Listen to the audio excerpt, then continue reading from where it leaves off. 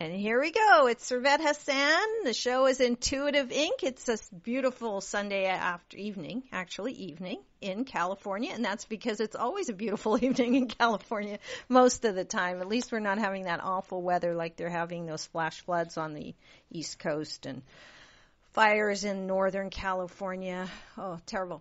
Anyway, I have an awesome guest today. Her name is Erin Byron. She's a psychotherapist, and she's one of the founders of the IAYT accredited comprehensive yoga therapist training. She's also the assistant editor of Yoga Living magazine and contributing author to numerous books, and this is how I know her. She edited Llewellyn's complete book of mindful living, which I wrote 2 chapters for, and she's got a couple of chapters in this book as well, which we'll talk to her about. She's also the co-author of the popular Yoga Therapy for Stress and Anxiety, and boy, could I use that, so we are definitely going to touch on that. She also, which I loved, that she did her Master's of Arts dissertation on yoga for PTSD, post-traumatic stress disorder, which is really interesting to me. So she's got a lot of experience with this, 20 years, I'm sure here, with yoga and how it affects your health. She's mentored, supervised yoga teachers. She's all kinds of stuff. Let's just bring her on here. Erin, are you there? Hello. I'm so happy to be here tonight. Oh, thank you. I'm so glad you could make it. I've got so much to talk to you about. I read your 2 chapters that you wrote for the book. I read them just before the show. One chapter is called The Mind in Mindfulness Meditation, which I liked, but I really enjoyed mindfulness and illness, chronic conditions, and pain relief. I found that fascinating. I really did. So I kind of want to go. But first of all, tell me, how did you get into this? Just give us a little background. What happened? How did you start with the whole yoga? Well, it's a long story because I actually started in childhood, but I'll try to cut it down. You know, my first memories of practicing mindfulness and meditation were as a kid on Georgian Bay in Ontario, just sitting on a dock and watching the sun bounce off the little ripples in the lake and feeling such a sense of peace from the way the sun was interacting with the water and just completely present with the birds that were around and the fish jumping nearby. And I didn't know what meditation was or that this mind-quieting technique was having effects on my physiology. It felt really nice to watch the sun in the water. And as I went through my own healing journey through my young adulthood, I engaged in a lot of psychotherapy, but also found that without incorporating my body in the healing work, I wasn't moving forward the way I could be. So that brought me into the realm of yoga therapy, and yoga psychology. And from there, my career and education continued to broaden and develop in that direction. Well, how old were you when you were meditating on that lake? You know, it started when I was 4. I remember when I was 8, trying to stay awake to see if Santa Claus actually existed by watching the light on the back of my eyelids, which apparently is a Taoist technique. And by the time I was 12 and 13, I had teachers teaching breathing exercises and mantras. So I was really fortunate to be predisposed to these things, but also to have educators introduce me to more techniques. Well, and your parents were open enough to allow you to explore that. Yes, my mom grew up on a farm, and my dad really cared about nature. So you're right that was something that was prevalent in our household. Right. I mean, not just so you started meditating very young. Nothing formal, but the techniques just were there as part of my lifestyle. Right. Well, that's a start. That's where it starts. So let's go straight. I want to talk about yoga for stress and anxiety too. Again, we can't miss that because I sure could use it. I think everybody could use it. But I do want to talk about the mind and mindfulness meditation because to me, meditation is the most important thing there is because if I think 5 minutes a day even can change your life, change your whole world, you know? Definitely. Yeah. Definitely. And I would rather people, and tell me if you agree or not, I would rather people meditate for 5 minutes a day every day at the same time than do it every other day or once a week or kind of here or there. Do you agree? Yes, we're very clear about that in our Yoga Life programs. There's another Llewellyn book called Meditation for Your Life that talks about how important it is to just take a moment when you have a moment rather than save up and feel like you need to do that 20 minutes on the cushion.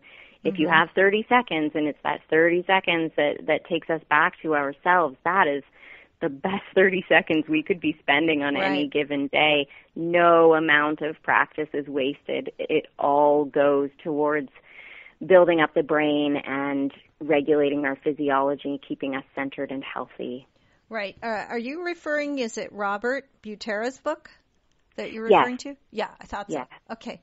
Yeah, that's excellent. So, yeah, we do. I agree. You know, it used to be that scientists and doctors and scientists believed that the brain was hardwired, and it's not. No. Isn't that a funny thing? Yeah. And you and I probably grew up in the same era where we were taught that you got this number of brain cells and they were going to die, and as they died, you'd lose your brain, and that was that. But the brain is such a clever and adaptive organism. It finds its own ways around those dead cells. It finds its own ways of rewiring, changing its size and shape so that we can continue to develop new skills and intelligences through our entire lifespan. Right, exactly. You know, I don't know. I'm 58, so I'm going to date myself, right? I don't care. But I went to high school in the 70s, so I killed a lot of brain cells. Really. There's no way I didn't. So, but it's true. And back in that era, they did. They believed that you really could not change how your brain is wired. And over time, it's obviously been proven that yes, you can. Not only that, the brain is very plastic. And one of the ways that you change your neurons that fire together and wire together is through meditation.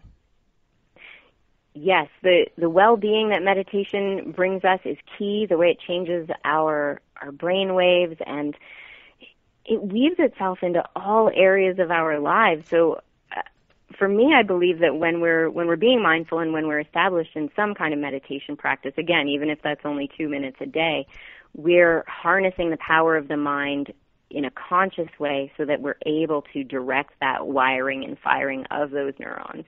Right. And that's how we change we change anything, actually, because well said. It's so true, isn't it? That's how we change anything. Yeah, if you keep thinking the way you're thinking and you keep wiring those brain cells the same way, you keep getting the same results. So sorry, I got excited. You know, it's funny because you were talking about the pain chapter in the complete book of Mindful Living, and what we now know from chronic pain research is that we actually rehearse feeling pain when we go looking for pain, that the brain builds itself and builds itself and builds itself around seeking, does my knee still hurt? Did I tweak my knee? Is my knee okay right now? And every time we ask the question, those neurons wire together a little more tightly. That part of the brain gets more and more sensitive and bulky. So on the other knee, we might not perceive it as pain. On the knee that we're constantly, just assuming this example was a knee injury, that we get ever more sensitive to the pain. And that's just the brain thinking it's doing its job, but it speaks a lot to how much our attention plays into our quality of life. Right. It does. And I just witnessed this in myself the other day because I have a little bit of a rash because it's warmed up. And it's a heat thing, you know. Okay. My breasts are not where they used to be, so not to get too personal. But so now as I'm older, there's a little, and it gets warm. I have to pay attention to that. But you know what? I was overly paying attention to it, and I noticed, I'm making it worse because I'm focusing on it too much. And I thought, just use a little more precaution. Make sure it's really dry there. Maybe put a little powder and let it go. And you know what? That rash went away when I stopped obsessing over it.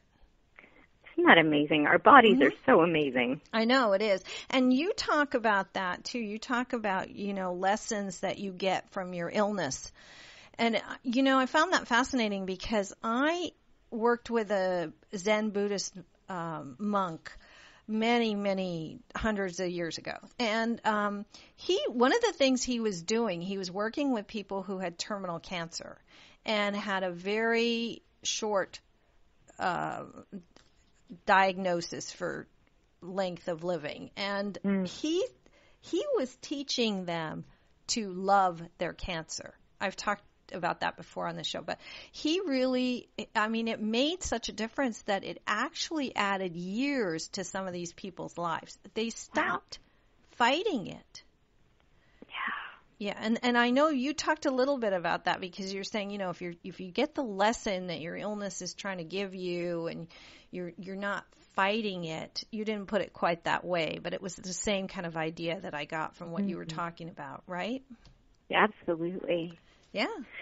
Yeah, and the resistance to what is, whether that's illness or something happening in a relationship or our careers, that resistance to what is creates so much pain inside of us that, like you're saying, when we choose to give it its due focus in any given day and then let it go, the space that creates in our minds and in our emotional realm is incredible. And then what do we choose to fill that space with? Since there's nothing else I can do about this situation, where can I take action?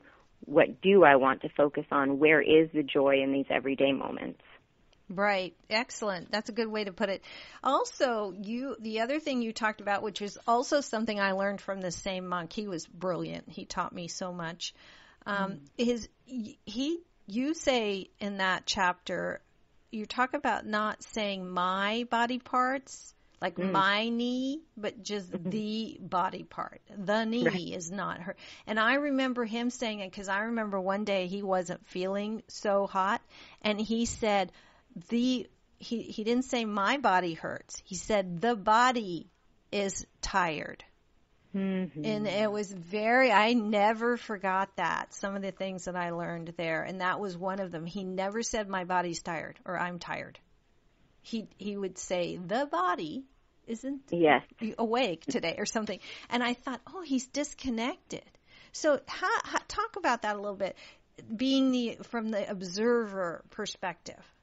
Right, and it really is an observer perspective that in yoga there's this idea that we're made of 5 layers, and this will be familiar to most of the listeners. That I think we've heard of the body, mind, spirit concept. And in yoga from the Upanishads, this old book called the Upanishads, they talk about 5 layers actually: body, energy, mind, intellect, and spirit. And so on the mind level, well, that's our busy thoughts, that's our sensory input, that's our emotional reactions. But the intellect's more subtle. The intellect is right there next to the spirit realm, and the intellect can watch what's happening through those other realms, the mind, the energy, the body, and just kind of go, that's interesting, without needing to be really involved, because the intellect, that witness self, is close enough to spirit to remember that this is temporary. This body, if we get 100 years in this body, we're lucky, right?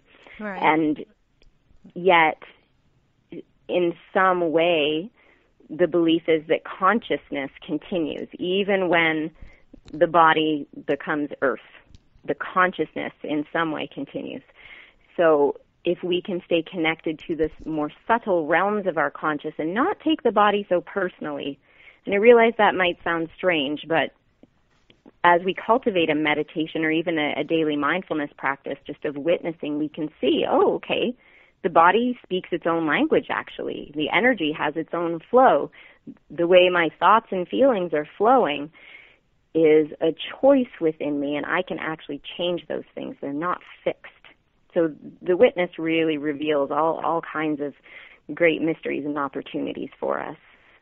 Right, I agree. I really think our body is just a package, that it's our costume almost. That I think of it as like kind of like, and that's why I don't really care about what's in the right places anymore or whatever, because it's almost like a thing. I think of it like a box with a diamond inside. So the box can get battered and wrinkled and gray hairs, but it's still a diamond inside. We have a caller, so I'm going to bring her in here. So hold on one second. Hello? Hello, caller. Hello? Hello? I think this is the woman from Florida. Are you there? Oh, exciting. Yeah, but I don't hear her. She didn't, I put her on and we don't hear her. Hello? Okay, well, hopefully she will call back. Mm-hmm. I didn't even open it to callers, but here we are. So we'll just see if she calls back again. Sometimes it doesn't connect. Oh, yeah, I hope she calls back. I do too. We've been waiting for her call. Yeah, we've been looking forward to talking to her. Here she is again, so let's try for 15 minutes here, yeah. Okay, hello, can you hear us this time? Yes, I can. There you are. Hello, are you the lady from Florida? Yes, I am. Welcome. What's your name? Hi. My name is Helen. Helen. Helen, are you? Yes. Do you have something on in the background? Because I can hear some. Oh no, I was listening. Were you listening to me? Hello? Well, we lost her again. Oh, we lost her again. Oh. I think so. I don't know. Yeah. If you call back, Helen, just turn down the volume on your radio for the time of the call as well. I don't know if that would have an impact on. Absolutely. I think that's what it was. And I think when she turned it down, she turned it off. So that's okay. She'll call back. She's really anxious to talk to you, Erin. So I don't know. Her name is Helen. And Helen, if you're listening, call back anytime here. And I'll open it to other callers as well. 949-313-8880 if you have a question for Erin, because you're fascinating. This is really interesting to me. And I'm having fun. Yes. Now here she is again. So let's see if we can't get her this time. Helen. Yes, I'm calling you from a different phone. There you go, and you sound wonderful. Erin, did you have a question for Erin? I do. Okay, go ahead. Yes. Go ahead. Hi, Erin. How are you? I'm well, Helen. Thanks for calling. Thank you. The reason I'm calling is to see when you can see a job change that I've been waiting for. I've been through ups and downs regarding my career. I had a stable career, and then I changed industries, in which I'm in another industry, healthcare right now, and I want to go back into hospitality. Or there's a consumer company that called me, like a Bacardi, that's very interested in me. The recruiter called me, but I haven't gotten a personal interview. So I just want to know when you see that change. Erin? Yeah. Are you go ahead. Go ahead. Every so often her voice would fade out, but I heard that Helen's facing. Can you hear me now? Yeah, I could hear you. It would just kind of fade in and out. So I'm going to tell you back what I heard you say, and you can fill in any gaps if I missed anything. I'm just with a bad cold, and just came from South America, and I got a really bad cold. Yeah.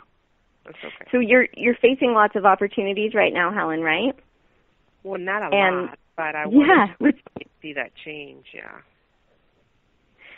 And I just keep missing the specific question. Okay, Erin, I think when you see the change of job, what I'm waiting for, either hospitality for Latin America, or also a recruiter called me for like a company like a Bacardi, Pernod Ricard. Right. So I just want to see when you see that change in the month, or what am I going to go into? Oh, I see. So my approach with these kinds of things when I'm offering yoga therapy sessions with folks is we are very careful to keep the perspective with the person asking the question. So what I'm going to get you to do, Helen, is just you're sitting down presumably right now, are you? Yes, I am. Okay. So I'm going to get you just for a couple of breaths, just notice the way your inhales and exhales are flowing. And you don't have to do anything to change it. Just attune yourself to that sense of the rhythm of your breath, to the feeling of the furniture holding you up, and noticing where there are tensions and relaxations in your body. And as you're bringing yourself home to your body and your breath, and I want to say that any of the listeners as well can take this practice to heart for questions that they have in their own lives, all the answers that you have are already inside of you. So knowing that as you're becoming mindful of your body, of your breath, and holding that question, if we put you in a place where you're facing either this choice or that choice, what I'm going to get you to do, Helen, now that you stay with your body, stay with your breath, and say out loud, as if it were true, even if you don't believe it, I'm going to take the job with the move. See, you'd have your own way of phrasing it because I didn't quite get how to discern that. But give the one choice, say it out loud. I'm going to take the job with Pernod Ricard. Okay. And then notice what happens with your breath and body. And acknowledge the tone that was in your voice when you said that. And then let it go. Just like erasing a blackboard, just let all that go. Come back to neutral, breath, body check. Notice the thoughts in your mind. Let yourself relax, places of tension. Can unwind a little bit. And then say the other choice out loud as if it were true. Wyndham Hotels. And notice what your breath does. Notice the tone you heard in your voice. Notice your body's response. I got the same, I guess. If we had you do that 2 or 3 more times, what you would hear for yourself was that one of those statements was true and one of those statements was not true. Okay. You already know what's best for you. You already know the choice that's going to come to play, because I would suggest to you, if we're playing the intuition game, you created this before it even started. And now that things are coming to fruition, it's all for you. Your truth existed before these offers even started. And your task now, I'd suggest to you, take it or leave it, I'd suggest to you that your task now is to stay attuned to what your body and breath tell you in the moment. That your mind, thinking it through, is the last place that you will find a true answer. Absolutely. Okay. Can I say something though? Sure. Helen, Sure. I have to say that when I heard you the first time, and then the second time you said Wyndham, you hesitated the second time. I could hear, you said it sounded about the same to you and it felt the same. So I'm not going to question that because it really is up to you. Well, we've been back and forth. We've been back and forth with Wyndham for like 3 or 4 months. I could hear the hesitation there. So I kind of, my intuition was telling me it was the first one because you said that with more certainty. I felt that you did. So like Erin said, this is an excellent way to I think this is great because really we all do know our own answers. You know, we really do. They're all in us. So I think that if you're honest and do it a couple more times, as Erin suggested, you're going to know. And see, I felt the hesitation. Do you see this change like in the next month or 2 or? No. I just feel fall, but that's just me. I mean, I feel like the air has turned and I see leaves falling. So August, September. That's what I just got from not my mind. Right. And Wyndham, I did feel that hesitation. You almost felt like it was, your voice even sounded like it was a little bit back and forth. Erin, did you feel anything, or you facilitated that really well, by the way? Oh, thank you. Yeah, one of my earlier mentors, Duff Dole, this fella in Dundas, Ontario, who's just a real energy master, he advocated that we, even when we sense things, that we not tell people, even if they're asking us. So it is part of my lineage that even if I was picking up on things from Helen, it would be my role to facilitate her connecting to herself, and not telling her. So that's my approach. And all approaches are valid, and I really appreciate you asking, Helen. I appreciate you seeking answers from people who can support you in this quest of finding things, and I appreciate you weighing in as well, Servit, because, you know... Yeah, the way I learned it is never give anybody information unless they ask you for it. Oh, they gotta ask. Yeah, they gotta. I don't believe in that. People walking up to people and telling, I see this about you, and I'm like, no, don't do that. No, that's not best. No, and it's all just different lineages, but that's right. That's why I'm doing non-disclosure right now. Right, I know, and it's awesome because really, and then I always say, that's what I got, but then, take it yourself too. What feels right to you? So Helen, what feels right to you? Because you can shift energy in a heartbeat. So if you're feeling that way right now, and you've got some preconceived ideas about Wyndham already, then that's a different story, because they could call you tomorrow, and then you've got a whole different energy about it. So that's a great point too. Yeah. So I really caution people, because really you can change anything in a heartbeat. I don't think anything's written in stone. I really don't. Speaking of the Upanishads, which you brought up, Erin, one of my favorite parts of the Upanishad is the description about desire, because it says in the Upanishads, what you desire will create your intention, which will create your will, and so will be your deed, and so will be your destiny. So if you're desiring something and you're setting that intention and you put your will in that direction, it becomes what you do. So it was like Erin was saying, you already know, you set this in motion already, So it's like you kind of have some idea of that direction. And the only way you're going to change that is through meditation and through changing your desire, because that changes everything. If that makes any sense. I just threw that in there. But... No, that was lovely. Okay. All right. Thank you for calling, Helen. I appreciate that. Thanks, Helen. Yeah. That was awesome. Thank you, Erin. That was cool. Oh, my pleasure. Yeah, it's fun, isn't it? Because there's so many ways to play with these questions that come up for all of us. So I enjoyed our teamwork there. Thanks for that experience. Well, I did too, and I really like that you get people that's how you learned it, is to get them to be in tune with themselves, because I often ask people, when they ask me a question, I'm like, well, what do you think?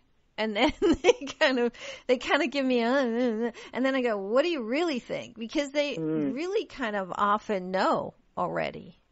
And I was just going to say, isn't that a great example of the difference between the mind and the intellect right there? Right. Yeah.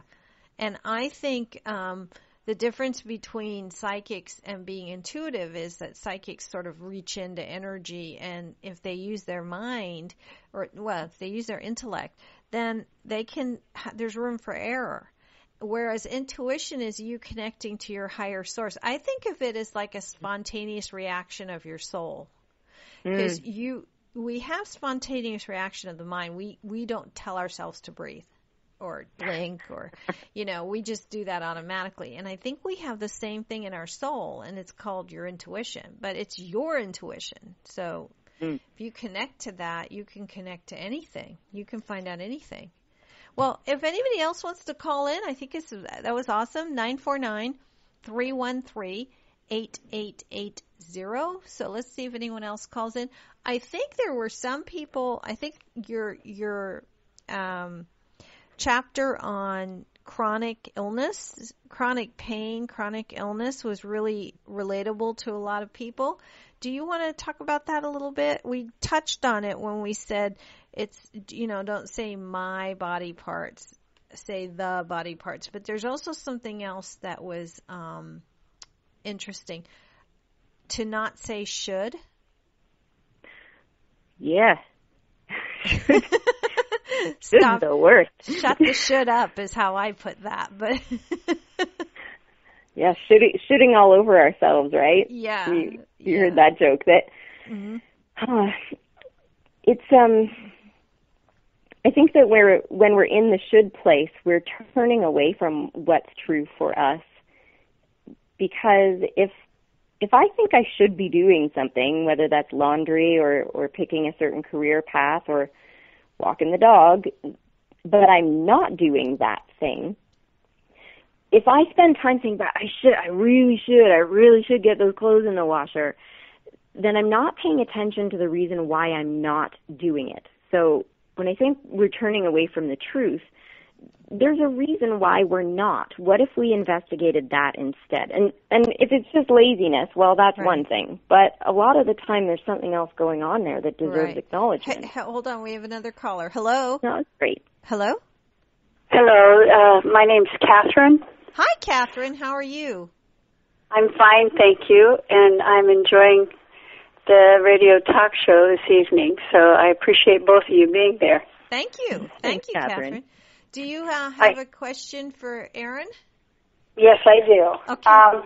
I know you said you incorporate yoga in with chronic health issues and things like that, and up till about 5 to 7 years ago, I never had a respiratory issue at all, and I try to stay healthy, but over the years I've been with some asthma issues, lung issues, sinus, and just chronic respiratory issues all the time. And I guess because you incorporate these, how can I work this in to my life to better myself with this chronic stuff? Does that make sense?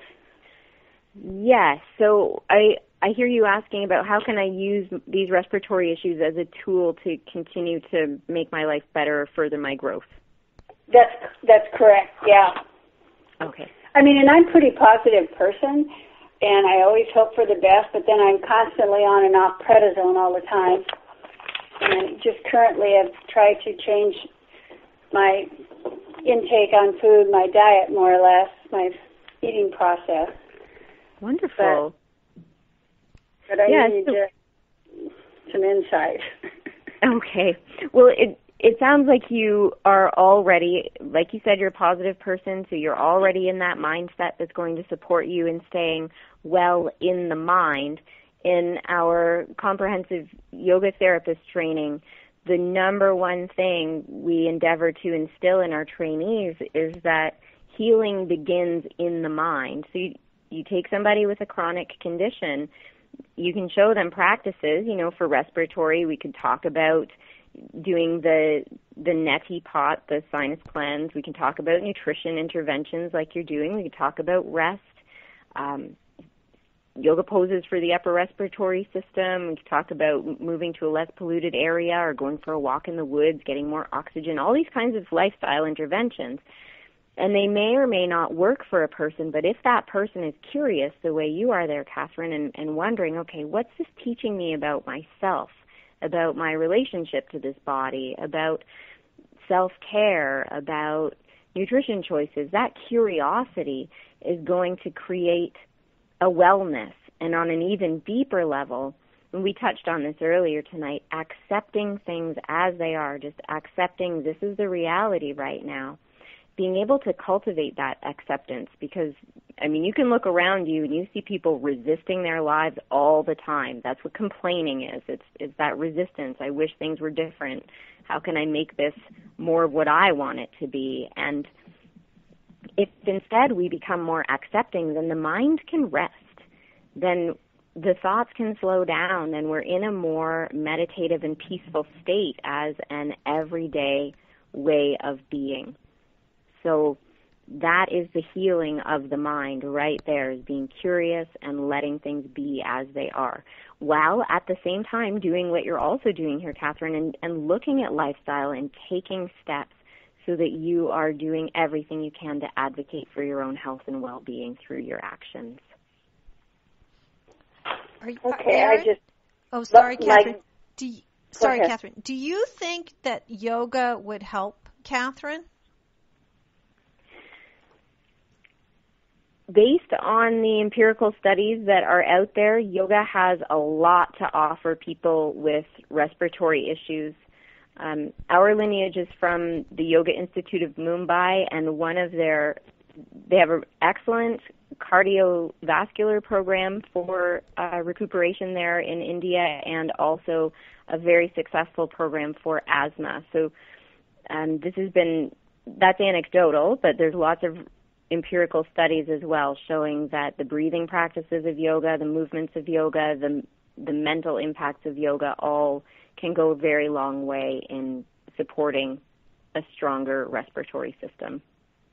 Do I research that like on the internet, or how do I find that out? You could research it on the internet, Catherine. If you wanted to know the studies, you could go to, a website like PubMed.com. But what I'd actually suggest to you, if you're open to it, is to, if you're a member of a health club, go to that health club, or find a local classical or hatha yoga studio somewhere where they're offering you something gentle or restorative to get you started, and play for maybe 8 weeks in a yoga class. And every week you can track it yourself on a scale of 1 to 10, how were your symptoms that day, and you for yourself can notice the effects that the yoga is having in your life just from buying one class package and following that through. Okay. So yep. Try basically. It's just try and see how you feel and track it. Yeah, and if it comes down to it, if now is not the time for you to start yoga classes, there's plenty of YouTube videos showing basic yoga breathing practices, doing relaxations, and as you're already doing the nutrition and lifestyle things, what we know is that can go a long way for people. You already have your breath with you. It's just a matter of learning different skills to see if those things help you. And no matter what anybody else tells you, if they say, this should help you, well, now we're back in should, right? So pay attention to your own body. If it works for you, stick with it. If it doesn't work for you, it's okay for you to back away no matter what other people say. And just while I'm talking about that self-determination, presumably you're working with a medical practitioner, so you can check in with your physician as well and just make sure it's okay for you to try something like this. Okay, I work with a trainer right now once or twice a week where he comes in and helps me stretch my body and do all that too. So terrific. So, and your trainer would be guiding you to breathe in a certain way while you're doing those stretches? Yeah, he's very good, yes. Oh, wonderful. Good. Okay. I appreciate your time on this. Thank you. Thanks for calling, Catherine. Thank you for calling, Catherine. I appreciate it. Best of luck with that. Thank you for listening. Thanks. I am. Thank you very much, ladies. Okay. Thank you. There was a part in one of the chapters that you wrote for Llewellyn's complete book of mindful living in the chronic illness part chapter, where there was a gentleman, I think, that had a sinus issue, chronic sinusitis, whatever. And you were saying that he really tried to understand what it was trying to tell him. And that he learned that if he's not, if he's eating too much sugar, if he's not getting enough rest, it would just kick up again. And I found that fascinating. I just thought of that because she was talking about her sinuses and issues. Yes, exactly. So no matter the condition, so that was a nice parallel, you're right, because they're talking about similar things. And when I mentioned to her, write it down, do a scale of 1 to 5 or just list the symptoms. But as we become more and more aware of when is this health condition mild and when is it intense, our bodies really do share with us what helps and what harms.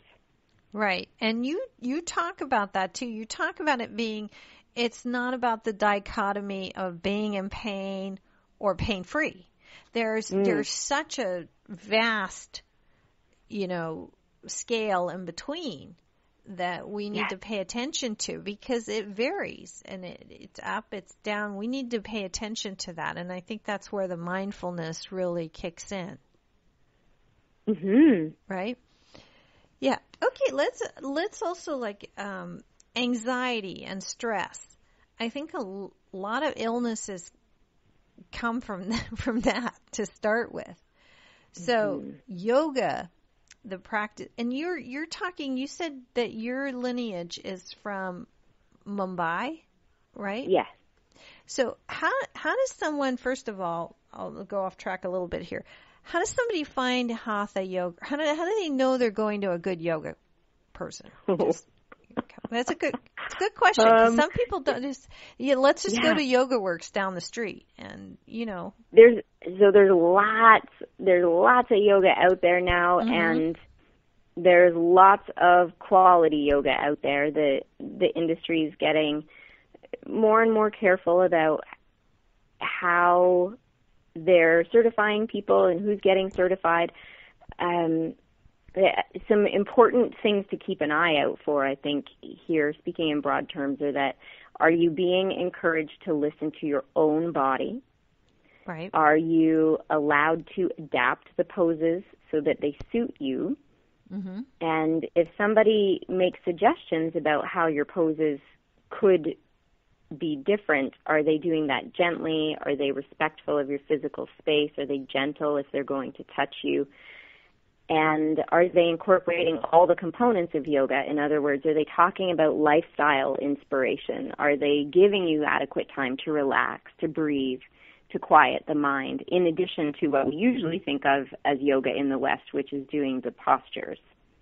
Right. Are all those components happening in a yoga class?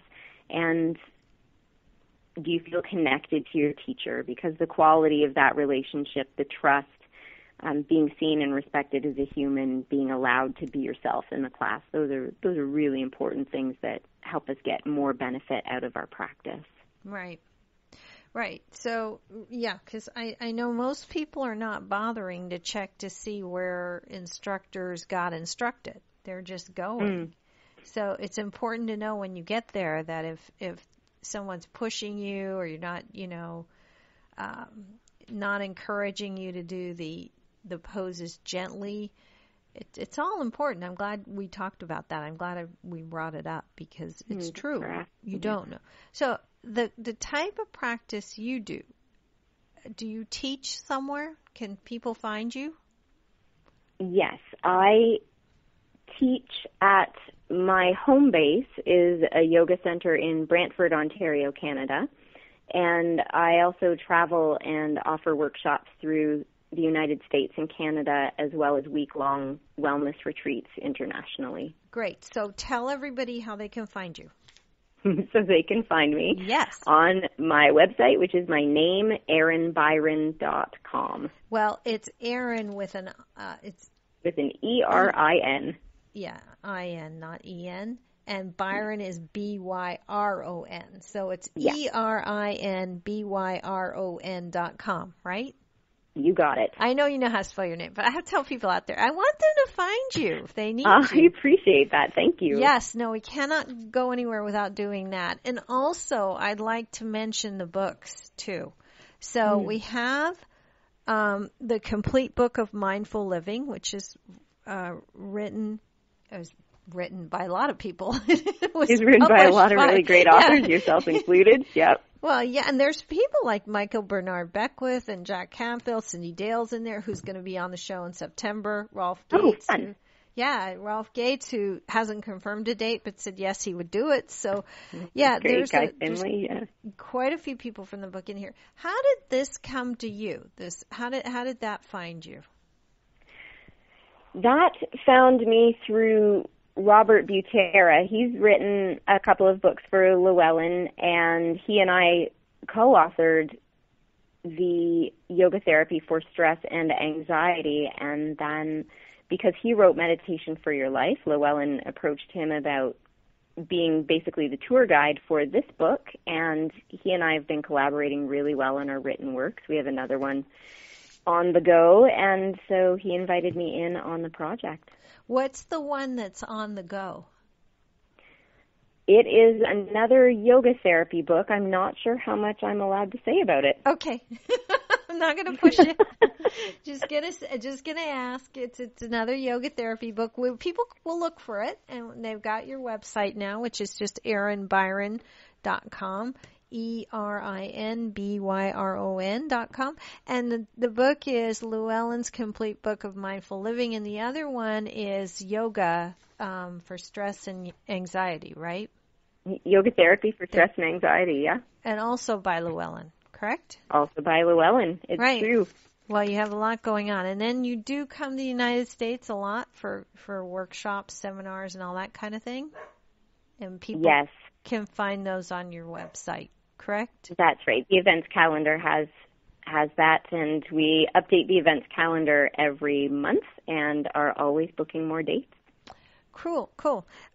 Is there anything, I know, I had one more question. There was something that someone was talking about in one of your chapters, and she said that she was doing yoga and she'd been quite ill, and she said that she had taken the Eightfold Path.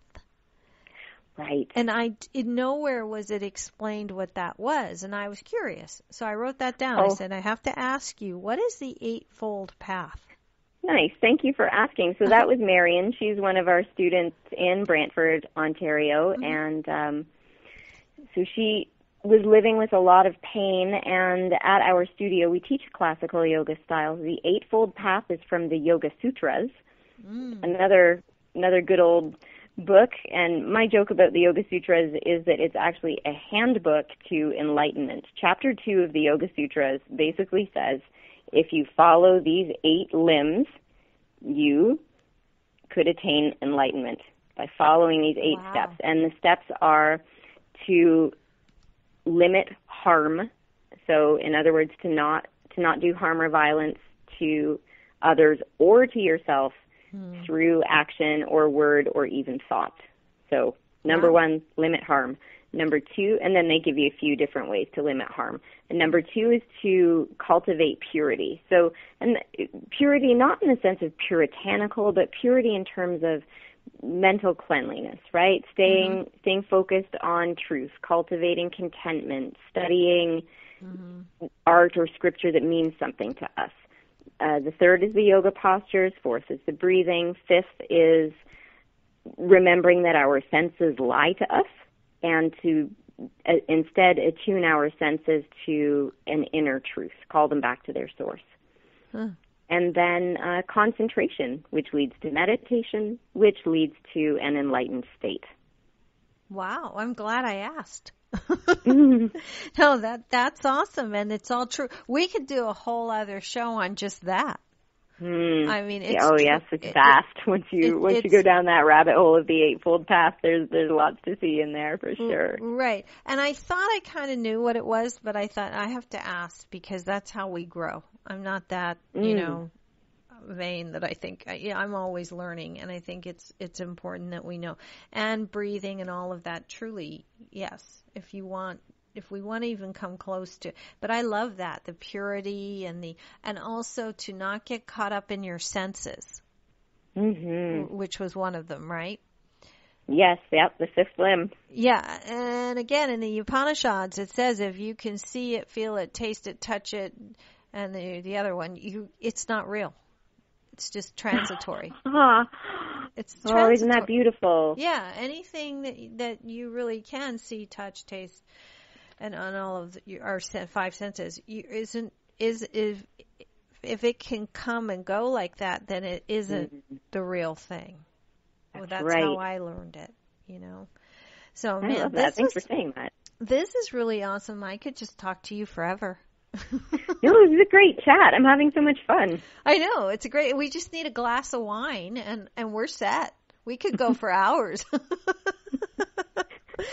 Is there anything, did I miss anything? I mean, if there's one thing you could tell everybody out there about your practice, about yoga, and about whatever you want to talk about, what would it be? I think the answer to that question tonight, and if you ask me yesterday or tomorrow, might be a different answer. Mm-hmm. Sure. But the value of remembering that we are the experts in our own lives, and from that expertise, rather than getting really serious about a meditation practice or health or enlightenment, to remember that when we're present, when we're cultivating that mindfulness, what arises isn't a seriousness, but a genuine sense of enthusiasm, expectation, possibility, and play. So I invite all of your listeners to join me on this path of noticing in any given moment what's happening right now in our breath and our bodies and our thoughts and all around us as well as within. Wow, that's well said. And it's so true. It's true. Mm. We miss so much of life because we're looking ahead or looking back or just looking somewhere that's not, you know, we're not in the now. And the now is not necessarily, it's the present moment, but it's also the now, which is a little different. It's the same. I kind of say, you know, I take time every single day to make sure I don't miss something, you know? Mm-hmm. I mean, I see a beautiful rose with dew on it. I took a picture and I blogged on it the other day, or sunset. And I thought, you know what? I've been missing these things because I just don't pay enough attention to beautiful things that are right in front of me. Mm-hmm. And including... It's all right there. Yeah, nature's a wonderful way to do that. Nature wakes you up to that. You know? I think it's really important to be in nature every day for that. I think you pretty much said it all right there. I think that's it.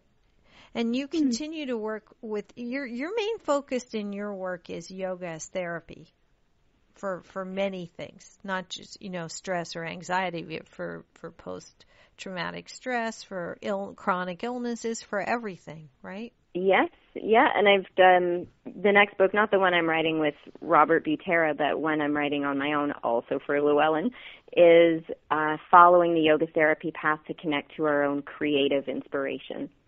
Oh, cool! And you're writing springboarding that, off. Go ahead. You're writing that right now. Almost done. Oh, cool! Do they have an expected date for its publication? It'll be a little while, September 2017, but I'm still talking about it already because I'm very excited about all of us becoming more and more creative beings, following our creative essence, and whether that's coloring with crayons or how we skip across the street. Following that creative essence is a beautiful way to play in the realm of mindfulness. Oh, yes, I agree. I think we need to it's that inner child inside of us that needs to, it's part of us, you know, it's not just, I don't even like the word inner child. I think it's just our creative selves. You're right. You know, that part of us that's curious, that wants to just birth something, you know? Yes. And birth a passion. That kind of, which sounds like you're doing that. And I don't know when do you find all the time to write all Well, I'm really lucky that thing I'm doing since childhood is writing. So the words come to me very, very easily. Wow, you were the perfect person for Intuitive Ink. That I'm so glad we connected. Erin, I hope when these books keep coming out and keep coming, can you come back? I'd love to come back. I've had such a great time tonight. Oh, me too. I've had a wonderful time. This is a great show. So definitely. And anytime you're doing anything new, and even if you're not, there's so much to talk about. We're definitely going to have you back on the show at some point. Terrific. I look forward to it. Well, thank you. Thank you for joining us. And thank you for taking those questions from the callers and answering them so beautifully. And again, it's Erin Byron, and it's ErinByron.com if you want to find out anything about her. And the books are, you can go on Amazon, you can go anywhere and get the books, and they're out there, right? Yes. Okay, great. Thank you for joining me. I really appreciate it. Thank you, too. Have a good night, everybody. You too. Bye. Thanks. Bye. Bye. Wow, what a great guest. I really love her. She's awesome, and she's very knowledgeable. And if I ever have a yoga question ever in my life, she's the person I'd go to. That's for sure. She knows her stuff, and her book, the book, Llewellyn's Complete Book of Mindful Living, we didn't mention that. It's just, we mentioned the book. What we didn't mention is what I'm about to mention now, is that it's gone into its second printing. So it sold out. So, and like I said, there's a lot of great authors in there, including her and myself. And, you should pick it up if you can. It's really a great book. There's a lot of information, but it's like a little, if you get that book, you really don't need a lot of anything else. It might inspire you to research a little more on some other subjects, but honestly, it says it all. It's got so much good stuff in there. My own books are with Llewellyn, Worldwide Publishers as well. The latest is Life in Transition, which won the International Book Award for in the spirituality category. So pick that up if you're going through any kind of transition at all. That'll really help, trust me. And the book before that for Llewellyn was The Intuitive Heart of Romance. And Tune 'em and Turn 'em On was also one of my books for them. And I have 2 chapters in this Llewellyn's Complete Book of Mindful Living. If you miss a show or you can't get on this, if you miss part of this show even, you can hear the whole thing on my YouTube channel. It's Servet Hassan. Can we say our name? We should know our own name. Servet Hassan channel on YouTube. All of the shows get uploaded there, and I also am putting them on Facebook. So you can also find me on Facebook, author page and just the regular page. I think it comes up on my regular page. The link to the show after the show is already uploaded onto YouTube, which takes a few days so you can hear it again too, because sometimes this goes quick and we don't hear everything. I also blog every day, Memos from My Higher Self. It's little blips on intuitive and also spiritual guidance, because I think everything's already been said in a million different ways. And so sometimes we just need something to help click in our brains and our minds so that we can go to the next level, because it's all about raising your consciousness in the end. That's all that counts.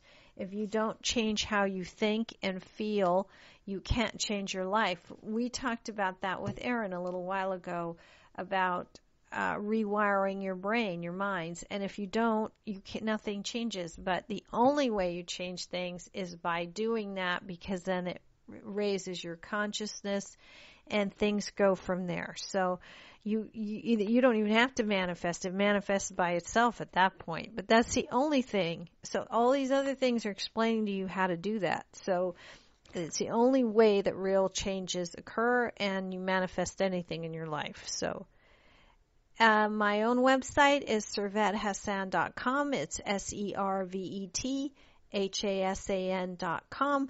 My workshops, my private consulting, my talks that I give, the inspirational talks that I give at different places are on there. And or if you'd like me to do that, also spiritual counseling, all that kind of stuff. You can find it all on my website. I thank you all for joining me today. This has been a blast. What a great show. Thank you. Thank you. It's Intuitive Inc. on Sunday nights at 6 p.m. Pacific time. Join me again. I love you all, and remember to be you to the full, because that's what's really beautiful. Thank you.